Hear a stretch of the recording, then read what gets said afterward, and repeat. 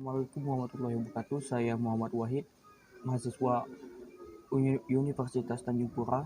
Kali ini saya akan menjelaskan 25 teori komunikasi.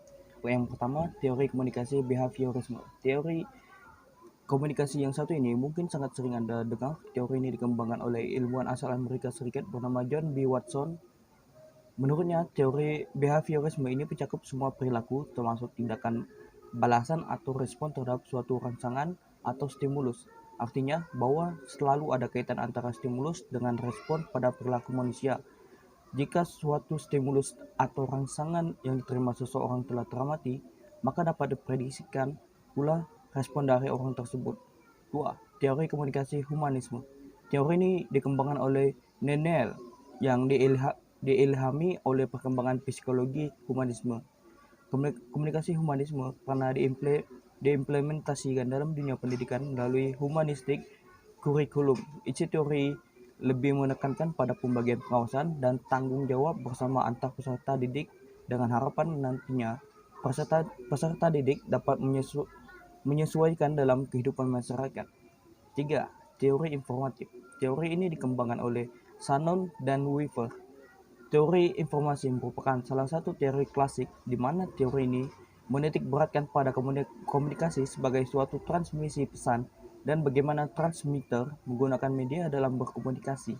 Dalam hal ini, jika sinyal media yang digunakan baik, maka komunikasi akan berjalan efektif. Begitu pula sebaliknya, apabila sinyal media tidak baik, maka komunikasi tidak akan berjalan dengan lancar. 4. Teori use and gratification. Teori ini dikembangkan oleh Blomer dan Kurtz. Mereka berpendapat bahwa pengguna media memiliki peran aktif dalam memilih media yang digunakan, sehingga pengguna media dapat dikatakan sebagai pihak utama dalam suatu proses komunikasi.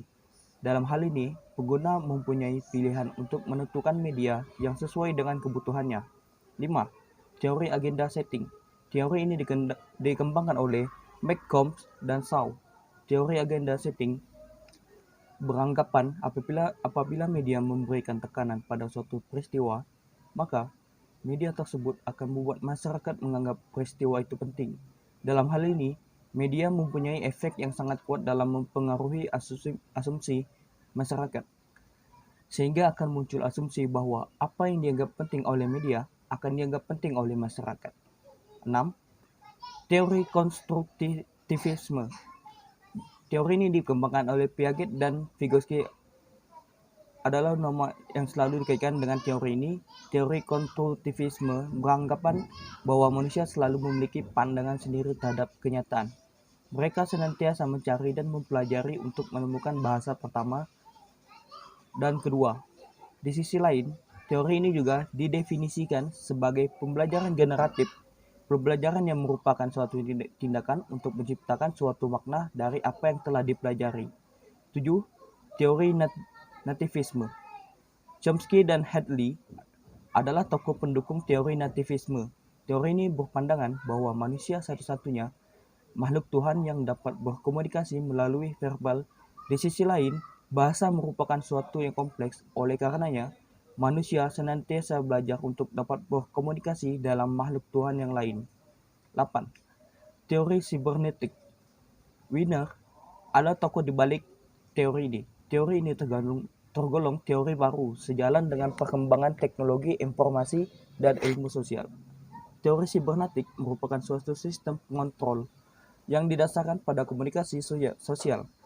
Teori sibernetik merupakan sistem pengontrol yang didasarkan pada komunikasi antara sistem dengan lingkungan dan antara sistem itu sendiri.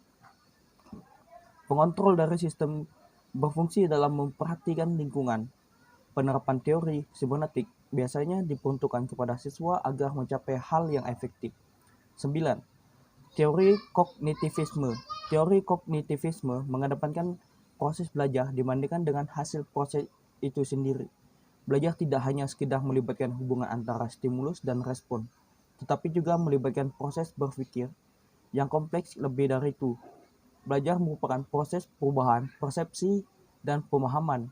Menurut aliran ini, kita belajar didasarkan atas kemampuan kita menafsirkan peristiwa atau kejadian dalam suatu lingkungan.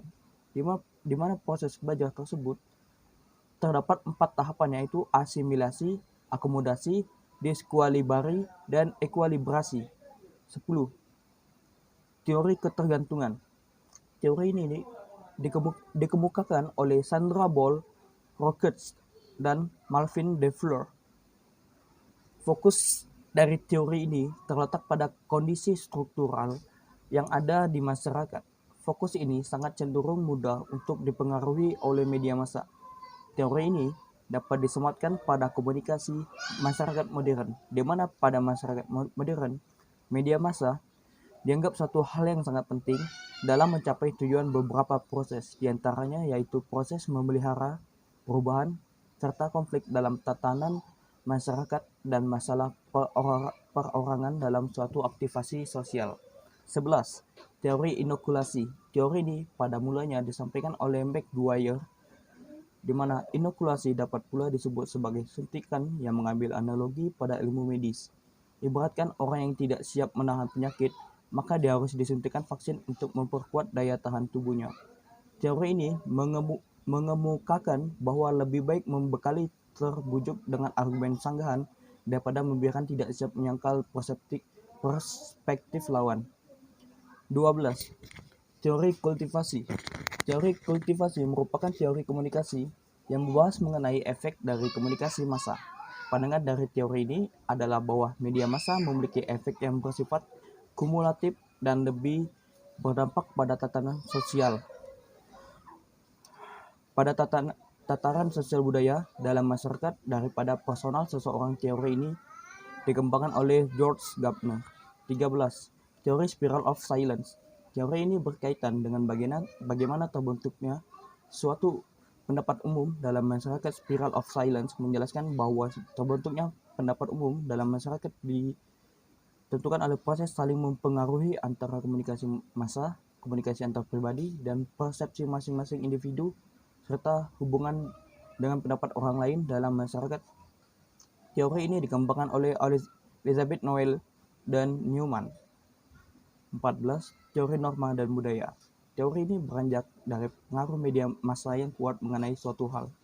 Hal tersebut dapat mempengaruhi kondisi sosial budaya dalam masyarakat. Pesan dari media massa mampu mengubah norma yang sudah ada dalam masyarakat. Di sisi lain, juga mampu memperkuat norma yang ada dalam masyarakat. Lebih dari itu, mampu menciptakan norma baru dalam masyarakat. 15. Teori belajar sosial. Teori ini dicetuskan oleh Bandura yang mengemukakan bahwa perilaku manusia dalam konteks sebuah interaksi tingkah laku terdapat hubungan timbal balik, yaitu saling berkesinambungan. Interaksi terjadi antara perilaku kognitif dan pengaruh lingkungan. Pengalaman melalui observasi dan pengamatan terhadap suatu pesan yang disampaikan menjadi suatu hal yang penting dalam teori ini. Dalam teori ini terdapat 4 tahapan. Pertama, pembelajaran sosial terjadi atas adanya perhatian dari individu. Kedua, pelajaran sosial dilakukan melalui ingatan. Ketiga, pembelajaran sosial dilakukan melalui tindakan. Serta terakhir, yaitu pembelajaran sosial dilakukan atas dasar motivasi dari masing-masing individu. 16. Teori dependensi efek komunikasi massa. Teori ini merupakan salah satu teori dari komunikasi massa. Dependensi efek komunikasi massa beranggapan bahwa kepercayaan individu kepada media akan berkembang apabila kebutuhan informal yang tidak dapat ditemukan dalam pengalaman langsung terpenuhi. Massa dinilai bergantung pada media untuk mencapai tujuan ini merupakan pendekatan konsisten dengan gagasan dasar dari model penggunaan Littlejohn. Menilai ketergantungan seseorang dinilai dari jumlah dan sentralitas tentang fungsi informasi yang disajikan serta stabilitas sosial. Semakin penting media terhadap individu, semakin tinggi pula nilai dari media tersebut. 17. Teori analisis transaksional. Analisis transaksional merupakan pendekatan psikoterapi yang menekankan hubungan internasional. Transaksional sendiri dimaksudkan sebagai hubungan komunikasi antar individu. Teori ini digunakan untuk mengetahui bentuk dan isi pesan yang tersampaikan dalam suatu komunikasi. Analisis ini bertujuan mengetahui tingkat keefektifan komunikasi yang terjalin antara individu. Eric Berne adalah pengembang teori analisis ini yang dinilai cocok untuk digunakan dalam konseling kelompok. 18. Pengharapan nilai. Teori ini merupakan bagian dari teori komunikasi massa. Teori pengharapan nilai bertujuan untuk mengetahui pengaruh penggunaan media massa terhadap massa dinilai dari kepentingan penggunanya. Sikap seseorang terhadap segmen-segmen media ditentukan dari evaluasi dan perspektif mereka terhadap media tersebut. Teori ini merupakan turunan dari teori use and gratification. 19. Teori struktural fungsional. Teori ini merupakan bangunan paling dasar dari ilmu sosial. Beberapa tokoh yang mencetuskan teori ini diantaranya Auguste Comte, Emile Durkheim, dan Herbert Spencer. Pemikiran struktural fungsional dipengaruhi oleh pemikiran biologis yang menganggap masyarakat yang saling ketergantungan akibat konsekuensi dari bertahan hidup. Tujuan dari teori ini adalah mencapai keteraturan sosial. 20. Teori difusi inovasi. Teori ini menjelaskan bagaimana suatu inovasi disampaikan melalui saluran-saluran tertentu kepada sekelompok anggota dari sistem sosial. Rogers menjelaskan bahwa difusi adalah suatu bentuk komunikasi yang bersifat khusus dan berkaitan dengan penyebaran beberapa pesan berisi gagasan baru. Teori ini sering dikaitkan dengan proses pembangunan masyarakat. 21. Teori sikap. Harding dan Wood, dua teoretikus ini menjelaskan bahwa salah satu cara terbaik untuk mengetahui bahwa keadaan dunia dimulai dari sikap atau sudut pandang wanita. Standpoint tersendiri adalah sebuah tempat untuk memandang dunia sekitar. Dunia tersebut menjadi fokus perhatian dibanding fitur lainnya. Standpoint memiliki makna yang tidak jauh berbeda dari perspektif. Menurut Harding, fokus bahasa dari standpoint adalah kaum wanita yang cenderung termarginalisasi. Oleh karena itu, teori ini merupakan turunan dari teori feminisme. 22. Teori komunikasi dua tahap. Teori ini didasari oleh penelitian yang dilakukan oleh Paul Lazarsfeld dan teoritikus lainnya. Teori komunikasi dua tahap membahas mengenai efek media massa dan pertama kali diterapkan dan kampanye pemilihan umum 1940. Studi ini memiliki asumsi bahwa proses stimulus bekerja dalam menghasilkan efek ke media massa. 23. Teori komunikasi administrasi. Teori komunikasi administrasi adalah proses penyampaian pesan yang dilakukan secara timbal balik antar anggota. Teori ini dimaksudkan dengan tujuan untuk menumbuhkan rasa saling pengertian dalam rangka mencapai tujuan organisasi dengan efektif dan efisien. Fungsi dari penerapan teori ini adalah untuk menjaga stabilitas informasi agar tercipta penyesuaian sikap yang memadai antar bagian dalam organisasi. 24. Teori sistematik behavior. Clark C. Hull mendalami teori Thorndike dalam usahanya mengembangkan teori belajar dalam komunikasi.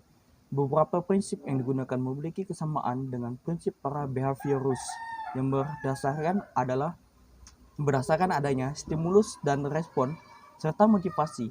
Teori ini mengungkapkan bahwa suatu kebutuhan atau keadaan terdesak oleh motif tujuan maksud tertentu harus dimiliki dalam seseorang yang sedang belajar. Kebutuhan tersebut harus ada sebelum suatu respon yang dapat diperkuat oleh dasar pengurangan kebutuhan. Kemudian, dalam hal efisiensi belajar, tergantung pada besarnya tingkat pengurangan serta kepuasan motif, lalu timbul usaha belajar dari keberadaan respon tersebut. Di sisi lain, setiap objek atau situasi dapat memiliki nilai motivasi apabila hal itu berhubungan dengan penurunan terhadap kekurangan pada diri individu tersebut. 25. Teori operant conditioning atau Skinner. Teori ini pertama kali dikemukakan oleh Skinner. Skinner menganggap penghargaan dan motivasi adalah dua faktor penting dalam pembelajaran. Tak hanya itu, Skinner berpendapat bahwa tujuan psikologi dalam komunikasi adalah untuk mengontrol tingkah laku. Pada teori ini, seorang guru memberikan penghargaan hadiah atau nilai tinggi yang bertujuan agar anak menjadi lebih rajin. Di sisi lain, operant conditioning merupakan suatu proses pemberian motivasi terhadap suatu perilaku yang kemudian mengakibatkan perilaku tersebut dapat terulang dan menghilang sesuai keinginan. Kemudian, operant conditioning menjamin respon terhadap stimuli. Bila tidak ada tanda-tanda keberadaan stimuli, maka guru tidak bisa membimbing siswa untuk mengarahkan perilakunya. Dalam proses ini, guru mempunyai peran untuk mengontrol dan membimbing siswa dalam suatu proses belajar. Hal ini bertujuan untuk mencapai tujuan belajar yang diinginkan. Sekian dari penjelasan 25 teori komunikasi dari saya mengucapkan terima kasih.